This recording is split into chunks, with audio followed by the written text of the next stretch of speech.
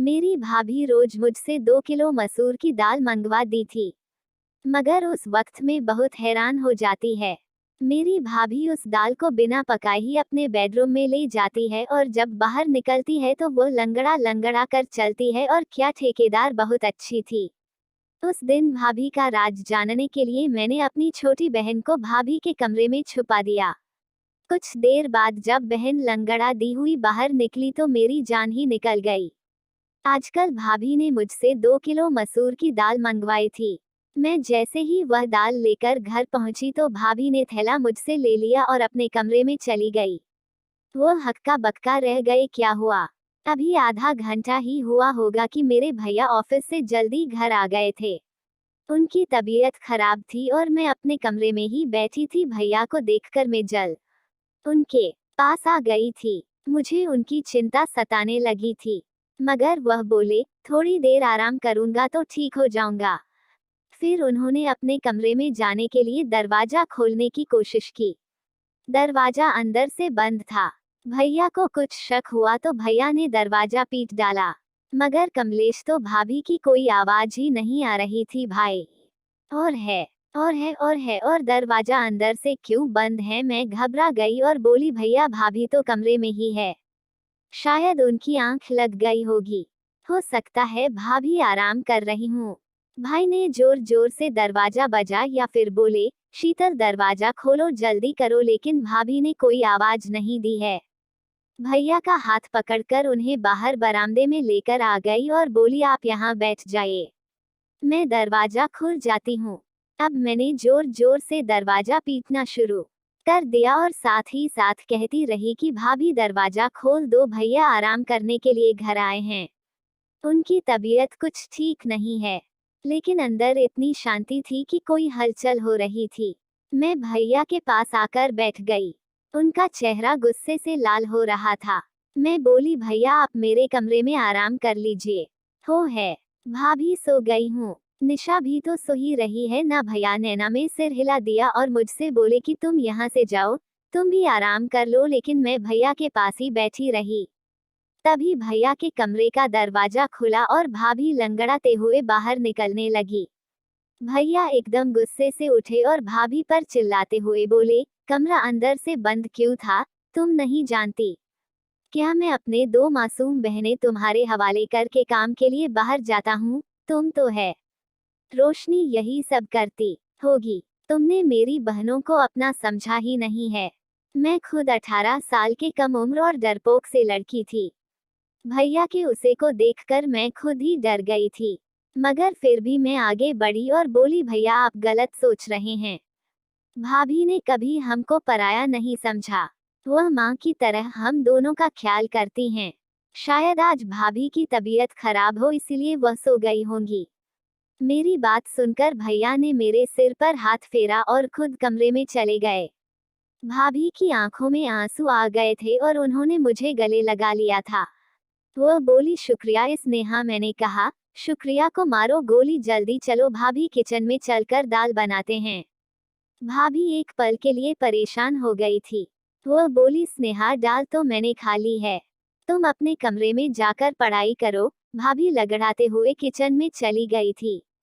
मैं हैरान होकर वहीं खड़ी थी। बोला कि उन्होंने दाल को खा लिया है, क्योंकि मैंने अपनी आंखों से देखा था कि वो कच्ची दाल अपने कमरे में लेकर गई थी। मैं अपने कमरे में लग गई और पढ़ते पढ़ते ना जाने मेरी कब आंख लग गई थी और फिर सुबह को घबराकर मेरी अचानक से आंख खुली।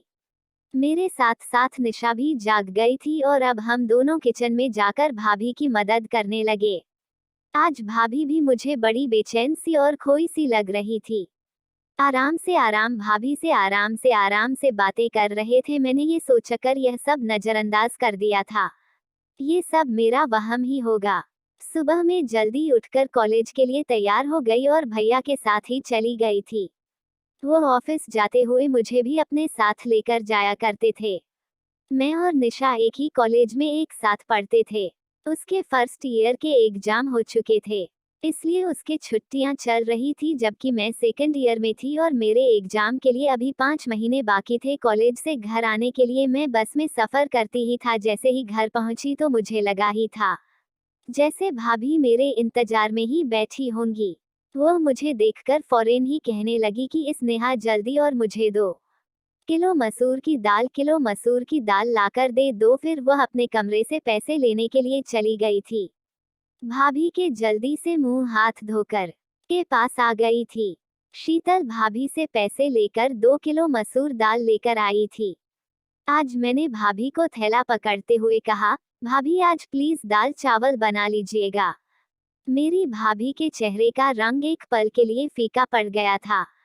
फिर उन्होंने हाँ में सिर हिला दिया और दाल अपने कमरे में ले कर चली गई। मुझे एकदम से अजीब सा लगा था। ऐसा कैसे हो सकता है कि कच्ची दाल अपने कमरे में कौन लेकर जाता है। फिर वही मैं आ गई थी और बढ़ने लगी। शाम के वक्त भैया ऑफिस से आए तो मेरे और निशा के लिए खाने पीने का सामान लेकर आए थे। भैया की आवाज सुनकर अभी भी अपने कमरे से निकल कर आ गई और वह लंगड़ा कर चल रही थी। मैं हैरान रह गई कि पहले तो भाभी के पैर की लंगड़ाहट खत्म हो गई थी, अब दोबारा वह क्यों रंग ला रही है। मुझे भाभी पर शक हुआ, कहीं भैया को दिखाने के लिए नाटक तो नहीं करती। लेकिन जब मैंने भाभी के चेहरे की तरफ देखा तो साफ साफ पता चल रहा था कि वह बड़ी तकलीफ में है। मैंने अपनी सोच को फौरन बदला और भाभी के पास गई और उनसे पूछने लगी कि उनके पैर में क्या हुआ है, तो वह चुप हो गई थी। भैया को बड़ी भूख लगी थी, इसलिए भाभी फटाफट किचन में चली गई थी और मैं अक्सर किचन में भाभी को मदद करती थी। आज भी मैं उनकी मदद के लिए किचन में चली गई। मैंने कहा, भाभी दाल चावल के बारे में सोच सोचकर बड़ी भूख लग। भाभी ने मेरी तरफ बड़ी अजीब सी नजरों से देखा था। भाभी ने मेरी तरफ बड़ी अजीब सी नजरों से देखा था। भाभी कहने लगी, आज तो मैंने घर में आलू की सब्जी बनाई है। दाल तो मैं कब का खा गई। बहुत ही अच्छी दाल थी। ये सुनकर मैं हक्का बक्का रह गई थी। एकदम ही मेरा दिल भर आया और मैं सब कुछ छोड़ छाड़कर अपने कमरे में आ गई थी। मैं अपनी सोचों में गुम थी, लेकिन निशा को देखकर मैं एकदम से चौंक गई थी, क्योंकि खोल कर कर बैठी थी। मैंने उससे कहा है कि जब पढ़ने के दिन थे तब तो तूने पढ़ाई से जान बचा ली, अब क्या फायदा इस पढ़ाई का। मैंने निशा से खिताब छीनने के लिए हाथ आगे किया तो उसने मेरा हाथ झटक दिया था और एकदम गुस्से से बोली, तभी तो मेरी जान बख्श दिया करो, हर वक्त मेरी माँ बनने की कोशिश मत किया करो। आप सिर्फ मुझसे 4 साल बड़ी है, 25 साल नहीं, जो मेरे हर मामले में टांग अड़ा दी फिरती है। मुझे निशा से इस तरह के बर्ताव की बिल्कुल भी उम्मीद नहीं थी, लेकिन तू कभी मेरे साथ इस तरह की बात नहीं की थी। मैं उसे छोड़कर भैया के पास आकर बैठ गई थी। भैया मुझसे पढ़ाई के बारे में पूछने लगे, जबकि मेरा सारा ध्यान भाभी की टांग पर था। वह भैया के सामने आने का टाल रही थी और बहुत मुश्किल से कोशिश कर रही थी कि वह लांग लाकर ना चले। भैया ने मुझे जब ये सोच में गुम, मैंने बिना कुछ सोचे समझे कि निशा ने मेरे साथ बदतमीजी की है। भाई ये बात सुनकर हैरान हो गए थे। फिर उन्होंने निशा को आवाज देकर बाहर बुलाया और बोले कि तुम हर वक्त कमरे में क्यों भूखी रहती हो, बाहर आकर हम सब के साथ क्यों नहीं बैठती। मैया के शब्द अभी मुंह में ही थे कि निशा ने जोर शोर से रोना शुरू कर दिया था। वह बोली, पिताजी को तो इस दुनिया से चले गए, लेकिन मुझे दर दर की ठोकरें खाने के छोड़ गए। भैया कहता है, घर के कामों में आज बताओ, जबकि मेरी बहन तो मेरी दुश्मन ही बनी हुई है। भैया निशा की हालत देखकर हैरान रह गए थे। फिर भैया उठे और निशा को गले लगाकर प्यार करने लगे और बोले, निशा तुम जानती हो कि मैंने तुम्हें कभी भी अपनी बहन नहीं समझा, हमेशा अपनी बेटी ही समझा है। फिर तुम इस तरह की बातें क्यों सोचने लगी हो। निशा कुछ भी बोले बिना सिर्फ रोटी चली जा रही थी। हम सब भी परेशान हो गए थे। फिर अचानक ही उसने अपने आंसू पोंछ लिए और हमसे माफी मांगकर कमरे में चली गई थी। भैया ने भाभी को आवाज देकर बुलाया और शीतल, आजकल निशा घर में ही होती है, यह इतनी चिड़चिड़ी क्यों हो गई है। भाभी का चेहरा एकदम ही सफेद पड़ चुका था। वह बड़ी डरी हुई लग रही थी।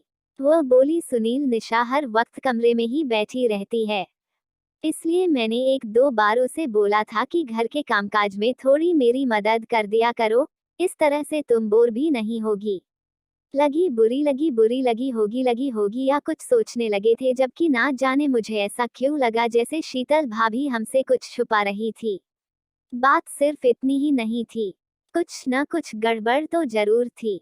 अगले दिन भैया हमारे कमरे के लिए टीवी लेकर आए, अच्छी अच्छी मूवीज ले आए, किताबें और नोवेल्स भी लेकर आए और लाकर निशा के हाथ में थमा दी थी और भैया कहने लगे आज के बाद तुम घर में बोर नहीं होगी।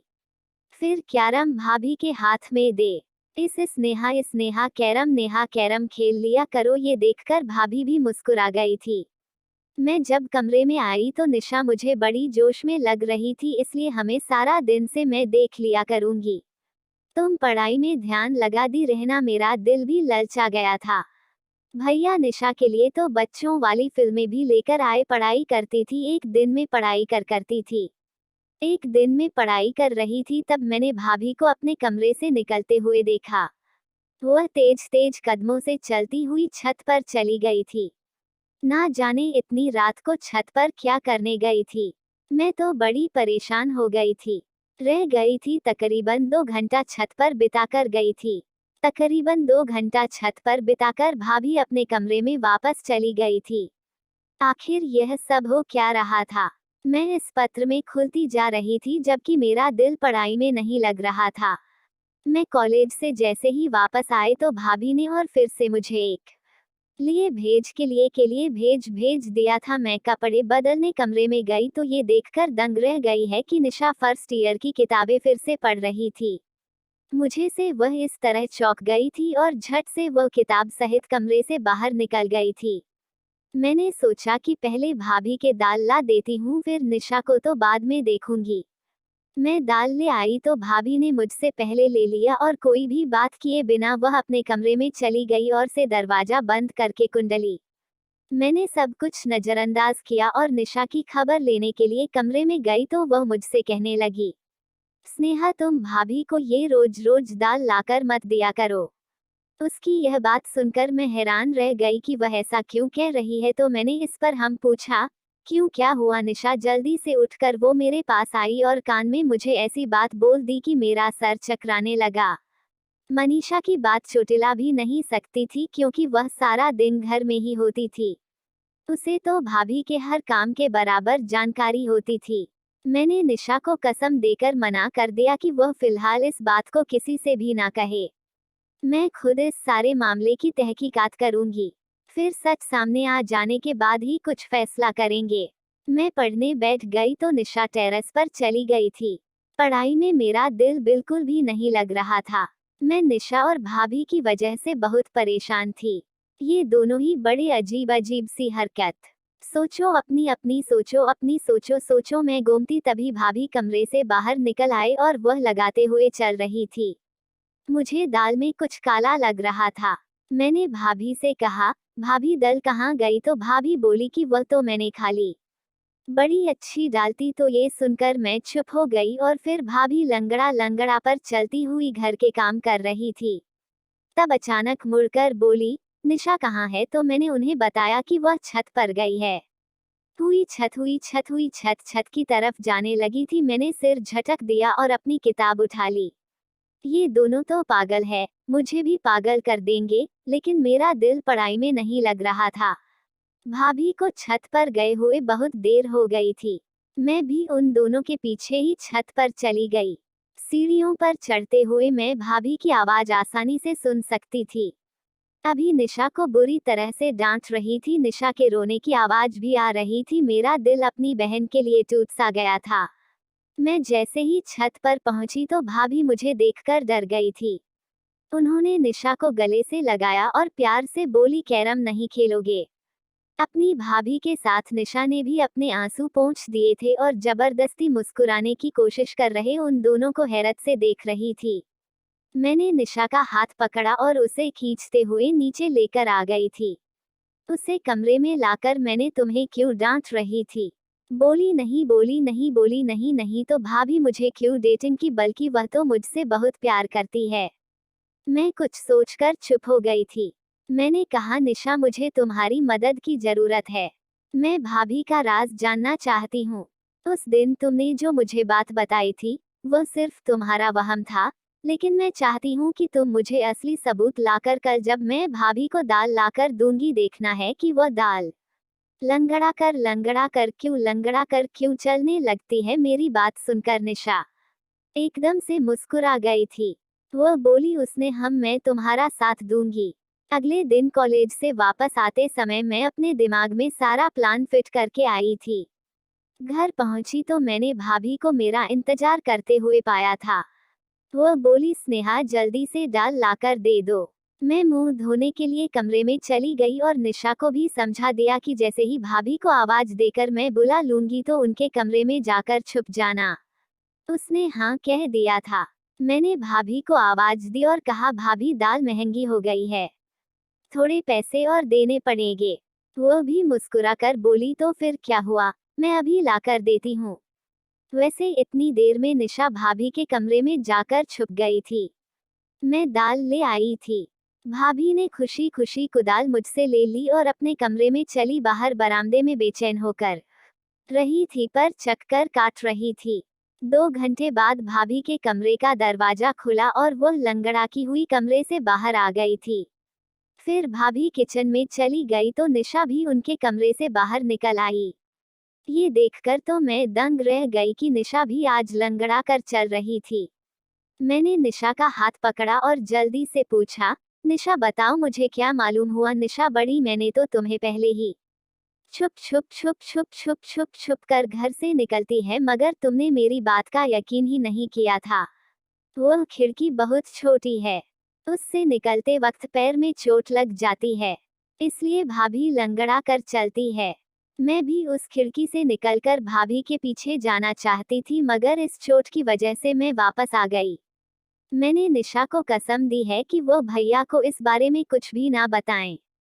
वो बोली पागल तो मैं हूँ नहीं जो भाई का घर उजाड़ने का सोचूंगी। मैंने निशा को एक किताब दे दी और बोली कि तुम इसको पढ़ लेना है। उसका छोटा सा दिमाग दूसरी तरफ घूम आना चाहती थी, जबकि मैं खुद इस दुविधा में फंस गई थी कि भाभी के बारे में मैं भैया को कैसे बताऊं या फिर ना बताओ। अभी हमारे साथ तो बहुत अच्छे से रहती थी, मगर वह मेरे भैया के साथ बेवफाई कर रही थी। यही बातें बातें सोचते सोचते मेरी आंख लग गई थी। ना जाने कितनी देर में सोती रही। चिल्लाने की आवाज आई तब मैं घबराकर उठ बैठी थी। मेरी तो जान ही निकल गई थी। मैं भागती हुई बरामदे में गई तो मैंने भैया भाभी और निशा को देखा। ऐसा लगा निशा ने भाभी की हकीकत भैया को बता दी, तभी तो हम पर गुस्सा कर रहे हैं। मुझे देखकर भैया वसे से बोले, स्नेहा मैं तो तुम्हें बहुत होशियार समझता था, मगर तुम भी इसको था।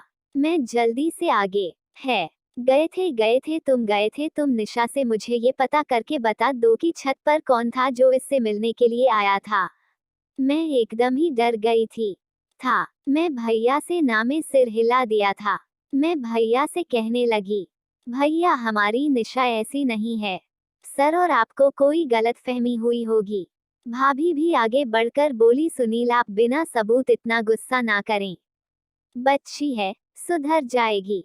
भैया अब भाभी को घूर घूर के देख रहे थे। वह बोले, मैंने शादी के पहले दिन है तुम्हें बता दिया था कि ये दोनों लड़कियां सिर्फ मेरी बहन नहीं है, बल्कि मैंने अपनी बेटियां भी समझता हूँ। तुम माँ बनकर उनकी परवरिश करना, इस तरह से पालन पोषण किया है तुमने इनका। मैंने निशा का हाथ और उसे अपने कमरे में ले गई थी।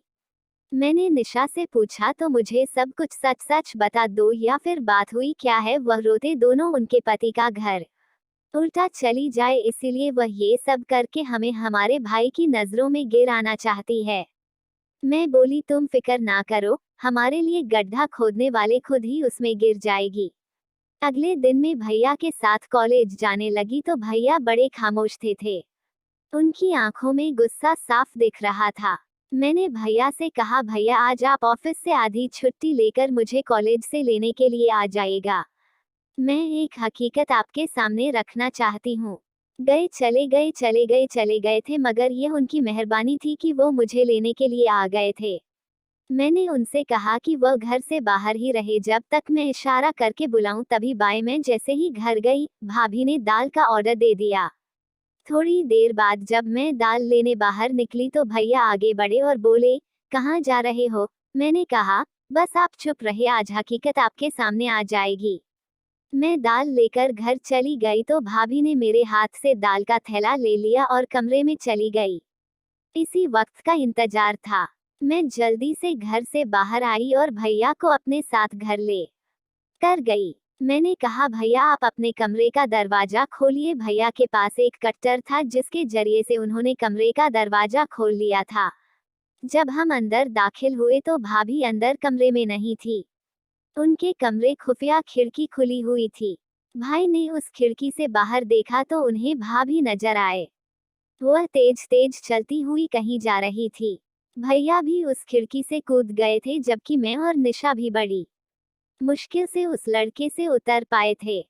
हम तीनों भाभी का पीछा करते हुए दूर एक सुनसान सी जगह पर पहुंच गए थे। एक बाबा का घर था जहां लोग ताबीज बनाने के लिए आ जाया करते थे।